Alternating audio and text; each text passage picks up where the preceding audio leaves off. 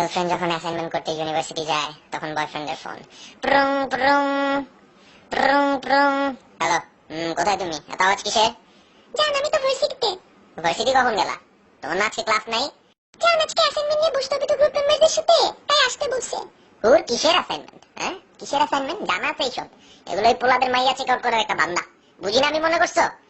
দিলা তো টেনশনে ফেলায়। আচ্ছা শোনো, যতক্ষণ ভার্সিটি থাকবে আমাকে ফোনে রাখো, আমিও শুনি। ভালো লাগতেছে না। আর বাই দ্য ওয়ে, কি পড়ে গেছো তুমি? এখন আমার ওই নাম্বারে এমএমএস করো তো। এমএমএস করো, ওই যাই আরেক নম্বরে এমএমএস করো। জান এমএমএস পাঠাইছি, পাইছো? দেখি। পাইলাম মাত্র। এ কি সারা, তুমি এই জামা পরছো কেন? তোমার না বলছি আমি এই জামা না পরতে, এটা পরলে পোলারা তোমার হা করে তাকায় দেখানো। এই জামা কেন পরছো? তোমার চুল খোলা কেন? উফ সারা, আমি পাগল হয়ে যাবো। আমি চাই না তোমার এই সিল্কি চুল কেউ দেখো। চুল বাঁধো তুমি এক্ষুনি, আর মাথায় মাথায় ওড়না দাও। আর তুমি দেখি কাজলও দিছো। এই কি কি বুঝি না তো, ডেইলি ভার্সিটিতে কাজল দেওয়া লাগে নাকি? বিয়ে বাড়ি পাইছো নাকি তুমি? এটা যাও বাথরুমে যে এক্ষুনি কাজল মরছো, যাও। জান একটা কথা। আর শোনো, ওই লেন্স খোলো, চশমা পরবা। আর কি বলবা তাড়াতাড়ি বলো। তোমার অত্যাচারে আমি পাগল হয়ে